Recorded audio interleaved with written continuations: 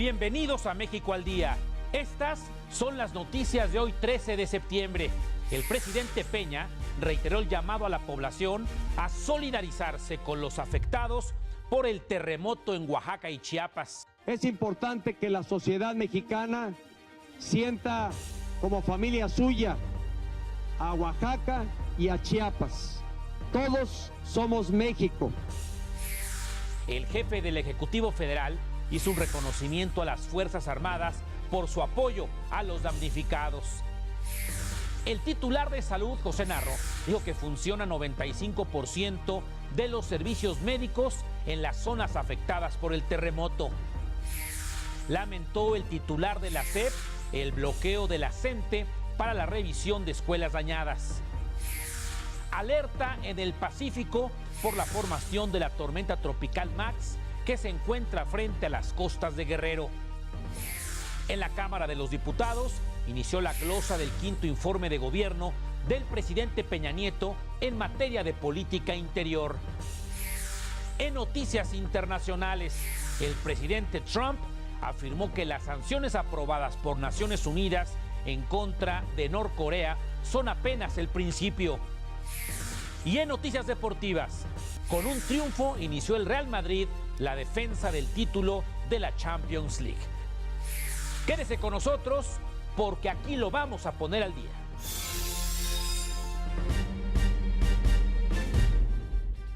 Muy buenas tardes, noches. Mi nombre es Gustavo Rentería y les saludo con el gusto de siempre. Bienvenidas, bienvenidos al Telediario México al Día. Esta es la información sin adjetivos de este miércoles, mitad de semana, 13 de septiembre ya de 2017. Por segunda vez, luego del terremoto del jueves por la tarde-noche, el presidente Peña Nieto viajó a Oaxaca para supervisar la ayuda a los damnificados. Esta vez recorrió algunas calles del municipio de Santa María Xadani, donde constató los terribles daños. Ahí el presidente reiteró el llamado a que todos nos solidaricemos. Percibo que aún no se siente lo suficiente, que quizá por la distancia de lo que es el corazón del país, de lo que es su capital, están ajenos a la condición que viven estos dos estados hermanos, que es Chiapas y Oaxaca, Oaxaca y Chiapas. Y es mucha la ayuda que necesitamos. Informó que el censo de daños de infraestructura continúa y que al término van a iniciar las labores de reconstrucción. Dijo que el servicio de luz y agua potable ya se han restablecido casi en su totalidad. Es importante que la sociedad mexicana sienta como familia suya a Oaxaca y a Chiapas. Todos somos México. Oaxaca es México. Chiapas es México. Todos somos Oaxaca. Todos somos Chiapas. Y todos somos México. El presidente de la República pidió a mis colegas reporteros, representantes de los medios de comunicación, que se incorporen a la labor de solidaridad y que creen a través de sus transmisiones, sus escritos, conciencia de los daños y afectaciones que hay en estas dos entidades. Y más que volvernos señaladores o críticos de lo que falta, seamos parte todos de la solución. Estamos llamados todos a responder. El primero en atender, o los primeros en atender, porque es su responsabilidad, es el gobierno. Y aquí está. El presidente también viajó al Istmo de Tehuantepec para continuar la supervisión. Horas antes, al encabezar la clausura y apertura de cursos de los planteles del sistema educativo militar, el presidente Peña reiteró su reconocimiento a las Fuerzas Armadas por responder de inmediato a las labores de auxilio tras el sismo. Así como han brindado su apoyo en la atención de heridos, la remoción de escombros y el traslado de víveres, nuestros soldados, pilotos y marinos también desempeñarán un papel esencial en los trabajos de reconstrucción.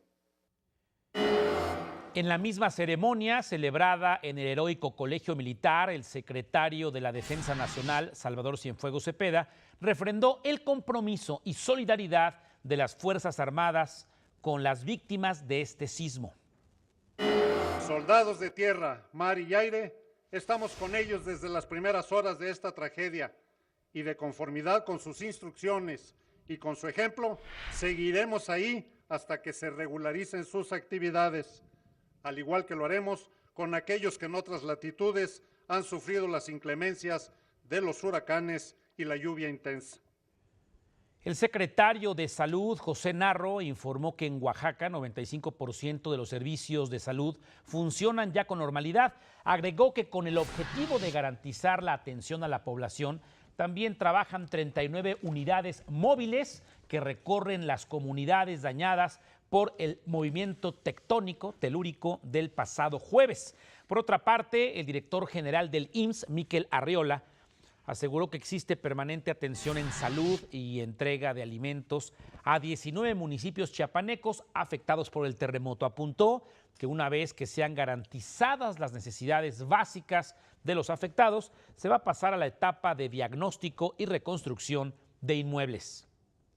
En Oaxaca se entregaron este martes 350 toneladas de víveres y suministros para atender las necesidades de los afectados por el terremoto. Así lo dio a conocer el titular de la Zagarpa, José Calzada Rovirosa. Por otra parte, la Cruz Roja Mexicana informó que han recolectado 236 toneladas de ayuda humanitaria en sus centros de acopio ubicados en 16 estados del país. Precisó que de esta ayuda, 130 toneladas se han enviado al estado de Oaxaca, donde se han repartido en 16 comunidades del Istmo de Tehuantepec. En tanto, especialistas de la Comisión Federal para la Protección contra Riesgos Sanitarios vigilan la higiene de alimentos, calidad del agua y saneamiento básico en albergues y comedores comunitarios que operan en las comunidades afectadas en los estados de Chiapas y Oaxaca.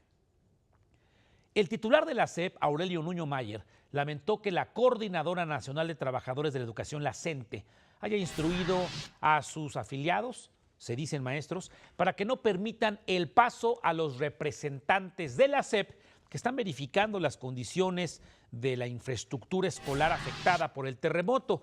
Durante un recorrido por Santa María Xadán y Oaxaca, para supervisar la atención a los damnificados y el avance de los censos sobre daños a viviendas y planteles escolares, escuelas, pues, dijo que no es momento de divisiones, sino de trabajar todos unidos. El funcionario dijo que es necesario que los niños y niñas regresen a la escuela y se deje a un lado las posiciones de la CENTE, que con el pretexto de que están en resistencia ahora buscan impedir un trabajo indispensable para recuperar la regularidad del servicio educativo en las localidades afectadas por el terremoto. El comisionado nacional de seguridad, Renato Sales, y el comisionado general de la Policía Federal, Manelich Castilla, entregaron despensas a pobladores de San Blas Atempa. Es una comunidad situada también en el Istmo de Tehuantepec. De esa forma, los funcionarios supervisaron que la ayuda esté llegando a los puntos más apartados a través de helicópteros y camionetas de la Policía Federal. Como parte de los trabajos coordinados, los policías federales también entregaron colchonetas y casas de campaña para los damnificados.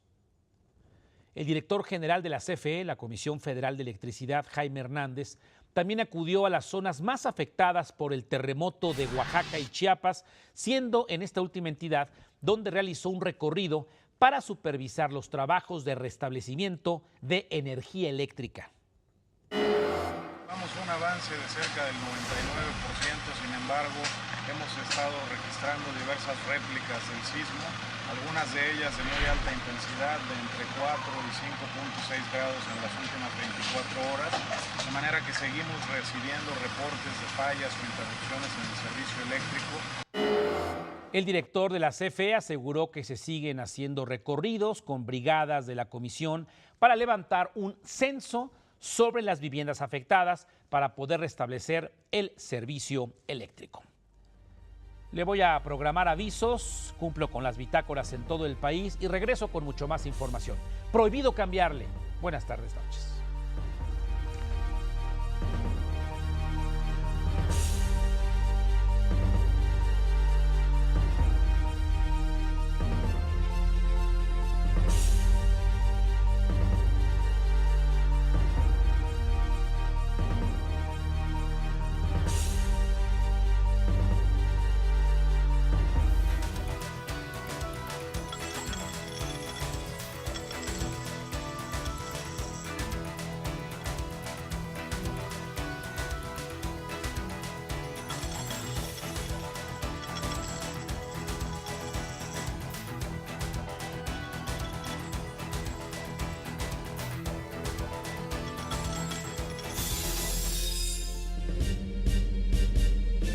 Ahí tiene usted los números fundamentales de la economía, números que debe de conocer noche a noche aquí en el telediario México al Día. ¿Se acuerda de Fidel Herrera Beltrán, el antecesor de Duarte? Dicen que es el jefe político de Duarte, el de Veracruz. Bueno, él también fue gobernador de Veracruz. Ya fue citado a declarar para el 18 de septiembre en torno a una denuncia interpuesta por la Secretaría de Salud Estatal sobre anomalías en el sector. Llegaron a notificarlo, no quiso firmar el citatorio y fue pegado en el exterior de su propiedad allá en Jalapa. Miguel Ángel Yunes Linares en múltiples ocasiones desde campaña ha dicho pues que también es responsable del saqueo, leo textual, Fidel Herrera Beltrán, exgobernador priista del estado de Veracruz.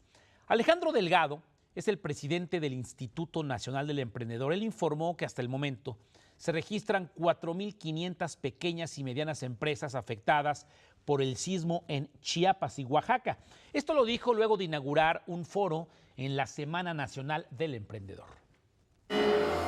En Chiapas el daño es mucho menor, puesto que no fue un daño en las ciudades más grandes. En Oaxaca sí tenemos zonas en donde hay incluso mercados dañados y sí tenemos zonas en donde hay zonas comerciales más dañadas, pero es principalmente el sector comercio al detalle el que está dañado. Delgado Ayala explicó que una vez que concluyan con el censo, se activará la entrega de apoyos. Dijo que se analiza la implementación de un programa con NAFIN, Nacional Financiera, para otorgar créditos a los comercios que resultaron dañados. Se está haciendo negocio por negocio, comercio por comercio, estamos revisando la zona y por eso tiene que ser un levantamiento muy serio y un levantamiento de detalle. En el Pacífico mexicano se formó la tormenta tropical Max, otra más, que se localiza en este momento, dicen los especialistas, a 170 kilómetros al sur de Zihuatanejo, esto en el estado de Guerrero. Este fenómeno presenta vientos de hasta 70 kilómetros por hora y se prevé que toque tierra, ya le digo, ahí cerca de Acapulco la madrugada de este jueves, para luego degradarse a depresión tropical Max. Ocasiona intensas lluvias y oleaje elevado en Michoacán, Colima, Guerrero y el estado de Oaxaca, por lo que las autoridades exhortan a la población a que extremen precauciones. En el altar a la patria, el presidente Peña encabezó el aniversario 170 de la gesta heroica de los niños héroes de Chapultepec. Estuvo acompañado por su señora esposa, los secretarios de la Defensa y de Marina, además de los representantes de los poderes judicial y legislativo. El presidente pasó lista de honor a los cadetes del heroico Colegio Militar. Del heroico Colegio Militar, Teniente Juan de la Barrera. Cadete Juan Escutia. Cadete Francisco Márquez. Cadete Agustín Melgar. Cadete Fernando Montes de Oca. Cadete Vicente Suárez. El presidente depositó una ofrenda floral y montó una guardia de honor ahí en este monumento a los niños héroes.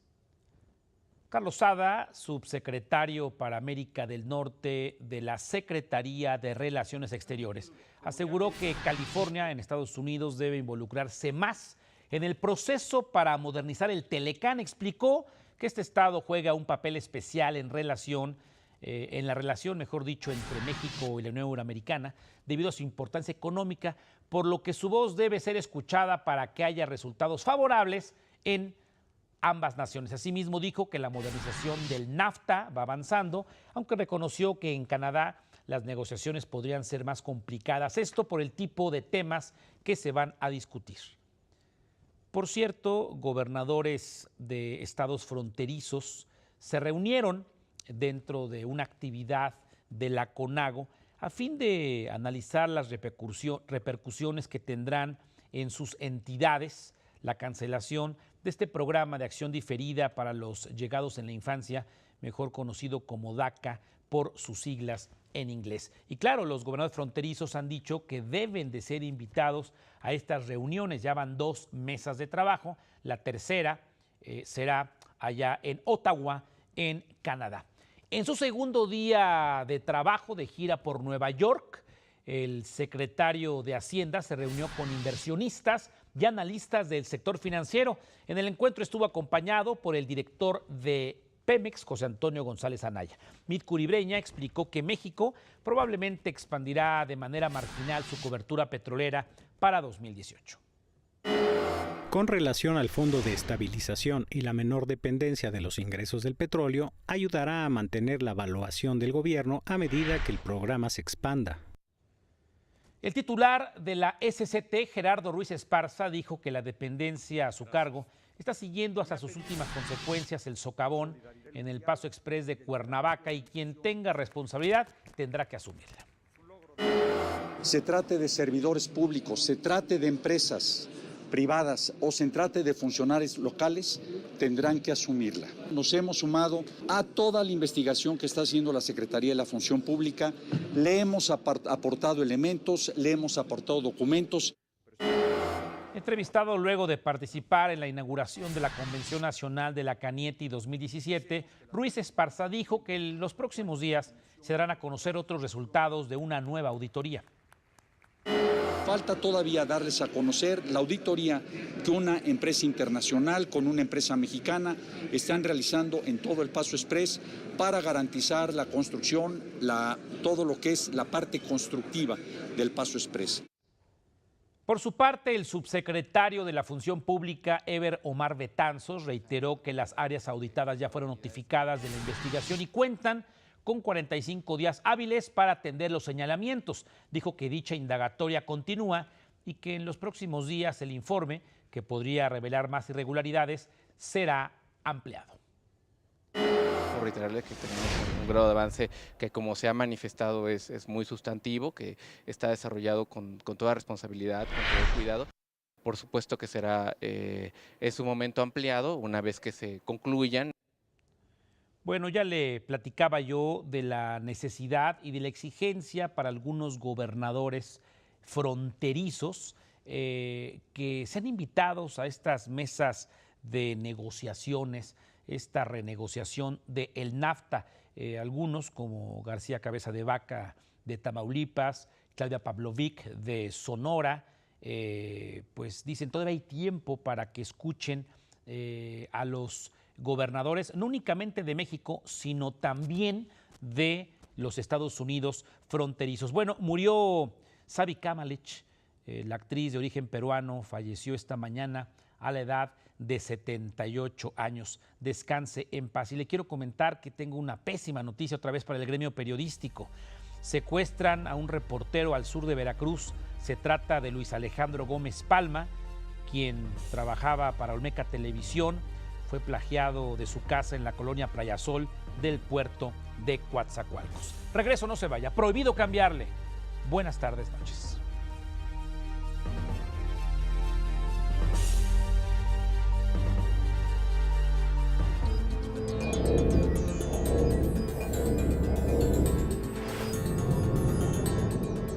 En Estados Unidos aumentó a 31 el número de muertos por el paso del huracán Irma. Esto tras confirmarse el deceso de 14 personas más en la Florida. Las víctimas aumentan conforme los equipos de emergencia levantan los escombros y revisan las casas destruidas en la zona de Los Cayos. Las autoridades informan que la falta de electricidad todavía afecta a 40% de la población. Ahí mismo en los Estados Unidos, esta mañana se registró un tiroteo en una escuela preparatoria al sur de Spokane, esto en el estado de Washington. De acuerdo con los reportes, una persona murió y 5 más resultaron lesionadas. El atacante fue detenido y ya está siendo interrogado. El presidente Trump aseguró que las sanciones aprobadas esta semana en el Consejo de Seguridad de Naciones Unidas en contra de Norcorea son apenas un primer paso. Y es que cabe recordar que su país buscaba un embargo petrolero total, pero se dio para no sufrir el veto por parte de China, principal socio comercial del gobierno de Kim Jong-un. Pensamos que es otro pequeño paso, no gran cosa. No sé si va a tener repercusiones, pero en todo caso ha estado bien tener a los 15 miembros de acuerdo, pero no es nada comparado con lo que finalmente tendrá que pasar.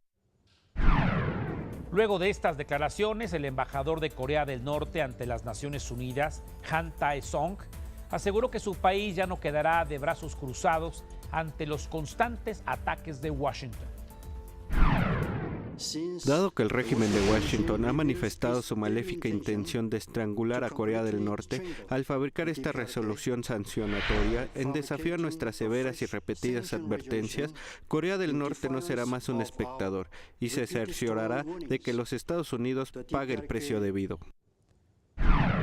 Por cierto, que la Fuerza Aérea de Corea del Sur confirmó que lanzó con éxito un misil de presión aire-tierra de largo alcance, simulando un ataque contra instalaciones clave de su vecino del norte. Las autoridades explicaron que la prueba fue realizada en la provincia de Gyeongsang del Sur desde un avión caza F-15K.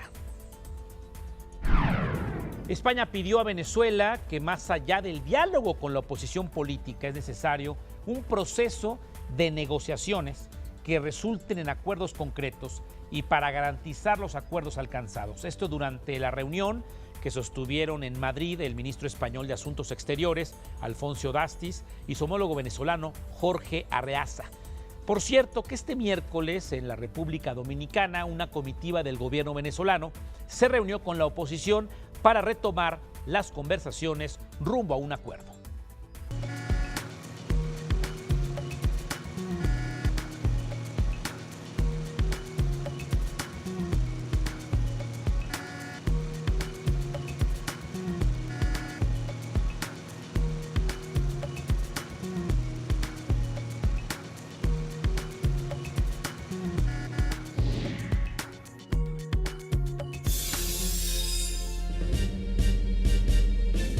Al iniciar con la glosa del quinto informe de gobierno del presidente Peña en materia de política interior, para el grupo parlamentario del PRI en la Cámara Baja, la aprobación de la Ley de Seguridad Interior es una prioridad en su agenda legislativa.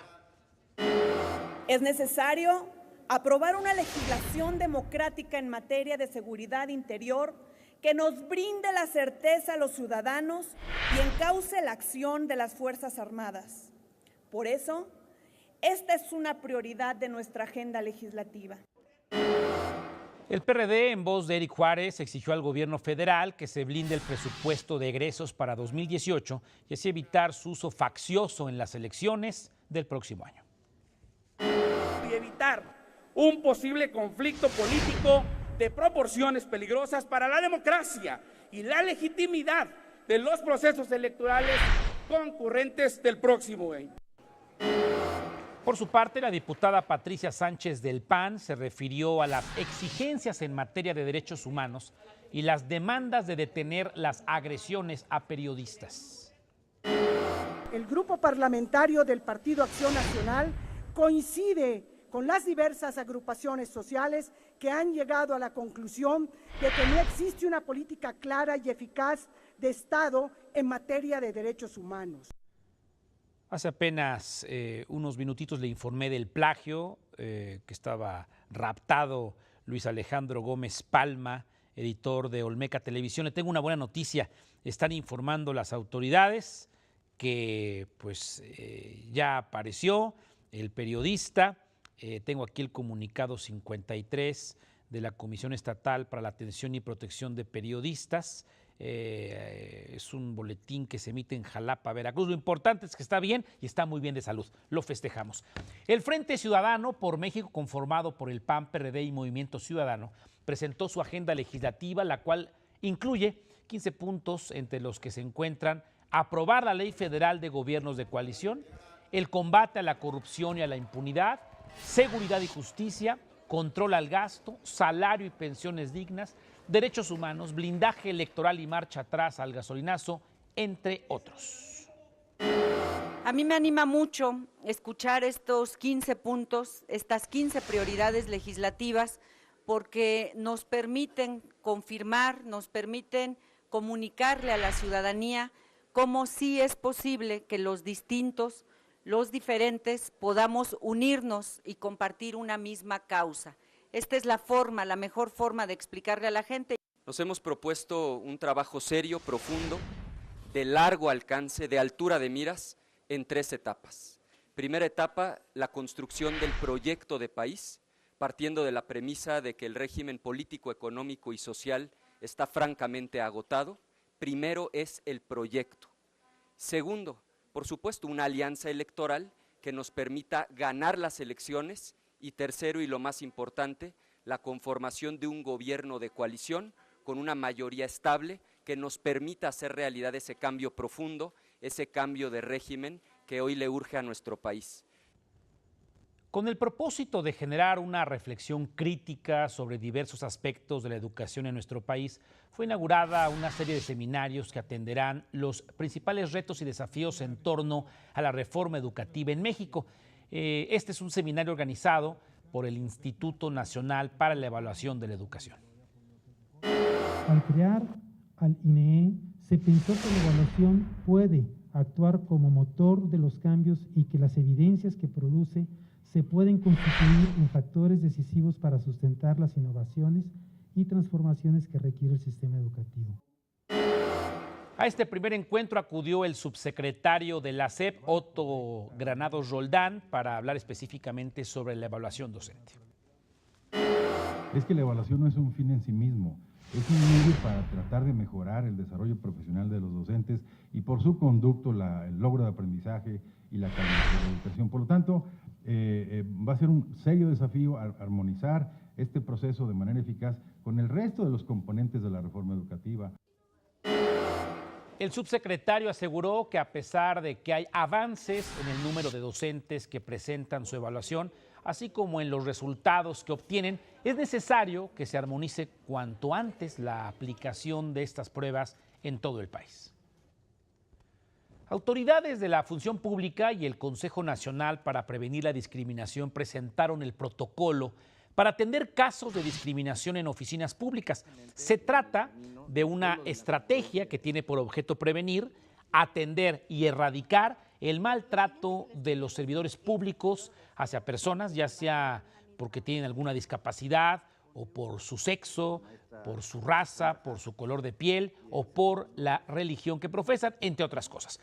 Como una primera etapa de este protocolo, que entrará en vigor el 10 de octubre, los empleados de todas las dependencias federales serán capacitados por el CONAPRED. Además, se va a instalar una oficialía mayor dedicada a tomar acciones preventivas con empleados que incurran en actos de discriminación.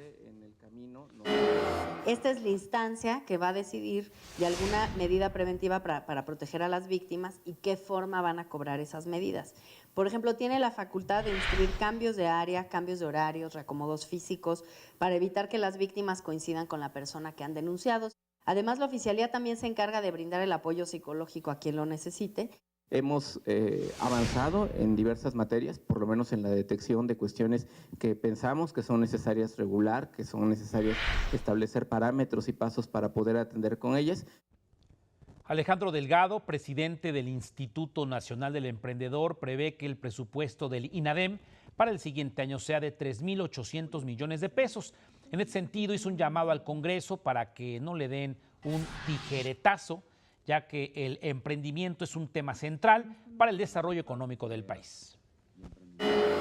Siempre hay oportunidad de que le metan tijera o de que nos den un copeteado. Que sepan los legisladores que el recurso que ellos y la Secretaría de Hacienda nos asignen van a ser recursos productivos para tener más emprendedores y más empleo en las pymes del país.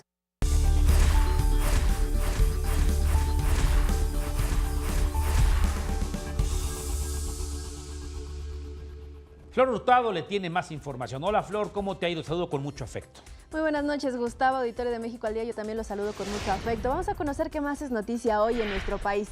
Y comenzamos en Tixtla Guerrero, porque hay estudiantes de la Normal Rural de Ayotzinapa se enfrentaron con policías del estado. Esto luego de que secuestraran una pipa cargada con 30,000 litros de combustible. 10 normalistas fueron detenidos. Sin embargo, la historia no termina ahí. Los estudiantes que alcanzaron a huir retuvieron a 4 uniformados y una patrulla. Hace unas horas apenas el gobierno del estado logró negociar el intercambio de los policías a cambio de los 10 jóvenes detenidos. En Tamaulipas fue abatido Ricardo Carreón Olvera, alias El Calo. Este sujeto era un objetivo prioritario en la entidad y estaba relacionado con delitos de extorsión y asociación delictuosa. El Grupo de Coordinación del Estado informó que El Calo perdió la vida durante un operativo desplegado para arrestarlo y el cual derivó en un enfrentamiento contra civiles armados. Como parte de esta acción de seguridad también detuvieron a 6 sujetos, entre ellos un menor de edad, e incautaron armas y droga. Es momento de ir a un corte. A continuación le tengo más información porque en Guanajuato una noche de diversión terminó en tragedia. Vamos al corte, regresamos. Esto es México al Día, no le cambie.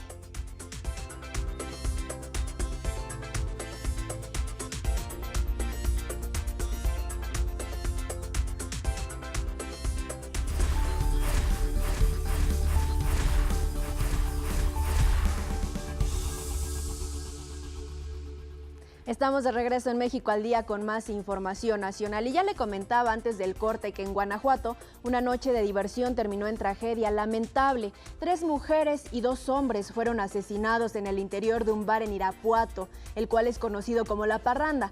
Ya se filtraron videos del ataque. En las imágenes se puede observar que 2 hombres encapuchados ingresan al establecimiento y arremeten contra los clientes de una mesa. Se desplegó un operativo para dar con los delincuentes, sin embargo, aún no hay detenidos. Y mucho ojo cuando saque dinero del cajero automático. La Conducef alertó que en el primer trimestre del 2017, los usuarios de este servicio presentaron 109,665 quejas porque dicha máquina les entregó una cantidad menor a la que habían solicitado.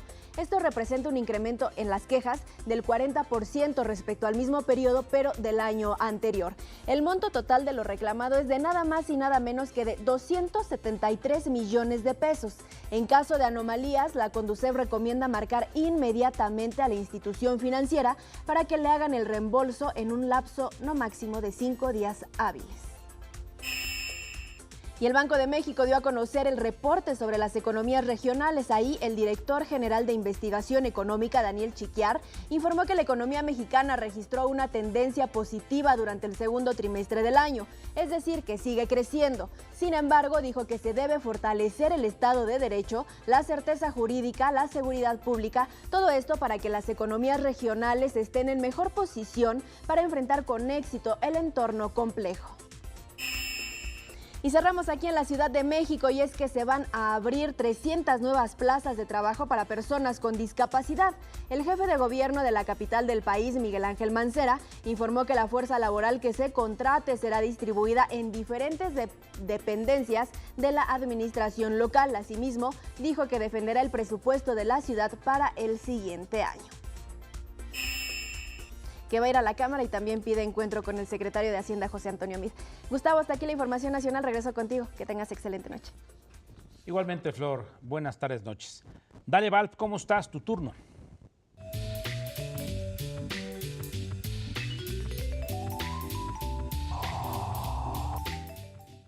Hola, ¿qué tal, Gustavo? Es un gusto estar con todos ustedes. La Compañía Nacional de Teatro está a punto de estrenar El Círculo de Cal de Bertolt Brecht bajo la dirección de Luis de Tavira. Tuve la oportunidad de platicar con él. Vamos a ver. Aquí hay un círculo acotado con cal, en donde está puesta en cuestión la pertenencia del niño. Es el juicio salomónico, que en el fondo también es una leyenda china apropiada por Brecht para contarnos esta maravillosa, divertidísima, entrañable, cruel y poderosa parábola. El Círculo de Cal es la historia de una mujer que sucumbió a la terrible tentación de la bondad. Se hace cargo de un niño pequeño abandonado, pero esto va a suponer toda una aventura donde habrá de padecer el acoso de la persecución, la desgracia tantas veces como el sol de la mañana. La máscara es una lupa que extrema la expresividad.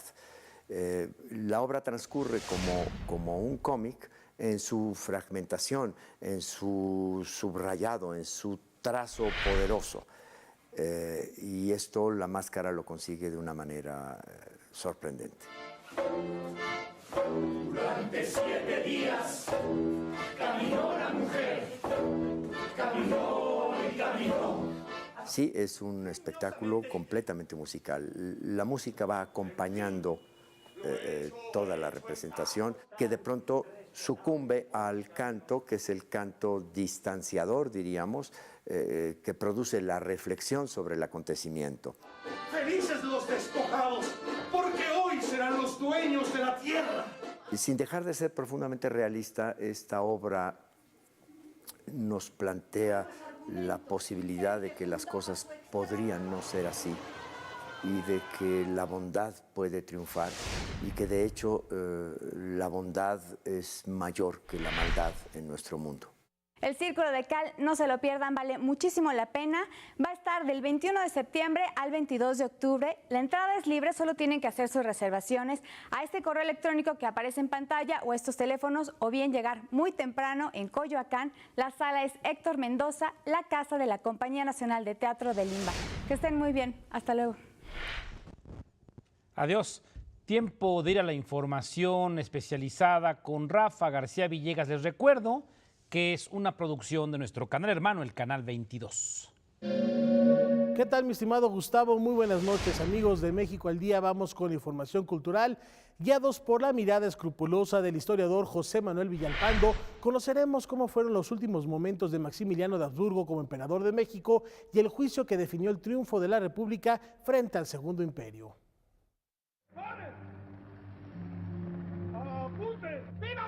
En el 150 aniversario del fusilamiento de Maximiliano de Habsburgo en el Cerro de las Campanas, en Querétaro, a manos del gobierno republicano liberal de Benito Juárez, se ha escrito mucho a favor y en contra, tanto de un personaje como de otro.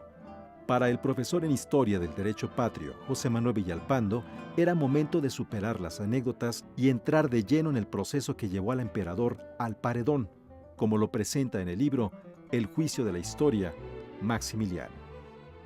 Este pequeño episodio de la vida de Maximiliano, de la vida de Juárez, de la vida de México, que es enjuiciarlo, someterlo a un proceso, es poco narrado. En realidad, cuando uno revisa las biografías de Maximiliano o los libros que narran la historia del Imperio Mexicano o las propias biografías de Juárez, es un asunto que se liquida en 2-3 segundos y vámonos. Y yo tenía intención justamente de objetivarlo y examinar precisamente cómo sí se puede cumplir la ley. Indiscutiblemente una de las páginas más apasionantes de nuestra historia. Y en artes plásticas, la transición del romanticismo al realismo pictórico en México durante la segunda mitad, también de aquel siglo XIX, no se entendería sin el aporte del texcocano Felipe Santiago Gutiérrez, cuyo legado se exhibe por primera vez en el Museo Nacional de Arte. Felipe Santiago Gutiérrez, el mexicano que introdujo la pintura académica en Bogotá, ahora es objeto de una retrospectiva en el Museo Nacional de Arte. Originario de Texcoco, Santiago estudió en la Academia de San Carlos en la Ciudad de México, donde fue alumno del pintor catalán Pelegrín Clavé. Posteriormente viajó a San Francisco, en Nueva York, donde se destacó como retratista. En 1868 emprendió otro viaje por Roma, Madrid y París. Es en esta ciudad en donde obtiene la medalla de oro de la Exposición Mundial de 1889. Gran parte de la producción de este pintor texcocano se conserva en otros países fuera de México y nunca han venido a reunirse con los acervos de nosotros los mexicanos. En esta ocasión tenemos cerca de 110 piezas alternando procedentes de cerca de 8 colecciones particulares e institucionales.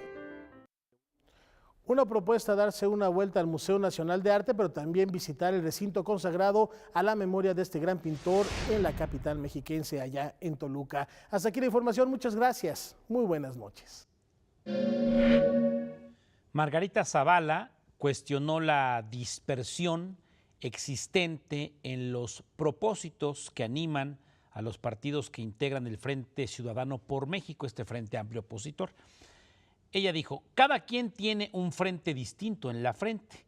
Es que fue entrevistada por un grupo de reporteros en León, Guanajuato, y ahí la esposa del expresidente Calderón pues advirtió que el frente pues debe aclarar sus propósitos.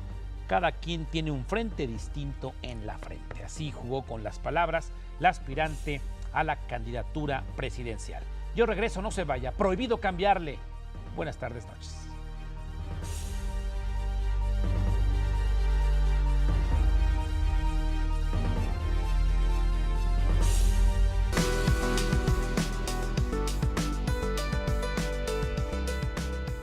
Servicio Meteorológico Nacional, señoras y señores, le informa a usted que la depresión tropical número 16 se ha intensificado y ahora es tormenta tropical.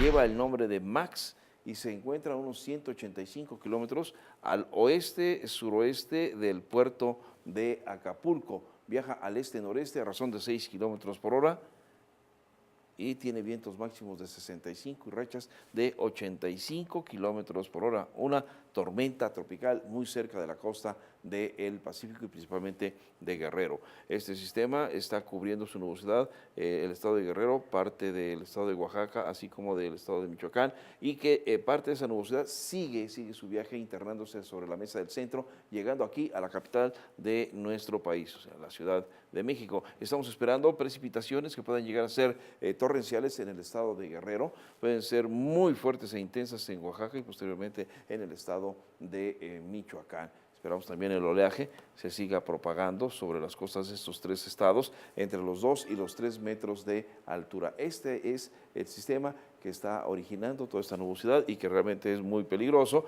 por su cercanía y estamos esperando que continúe su viaje acercándose hacia la costa de Guerrero y hay que estar muy al pendiente. Precipitaciones también, algunas aisladas en el sureste, en la península de Yucatán.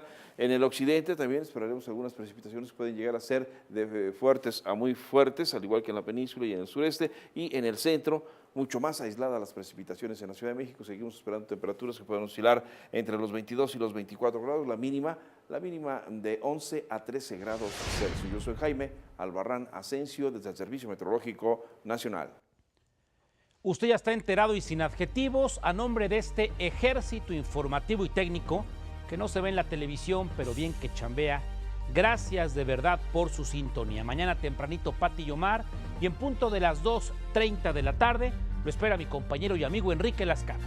Nos tenemos una cita mañana, será noche de jueves en punto de las 9:21 horas, tiempo del centro de la República Mexicana. Yo le quiero recordar que mi nombre es Gustavo Rentería y los invito como siempre a que juntos hagamos mejores noticias para un mejor México. Pásenla bien, adiós.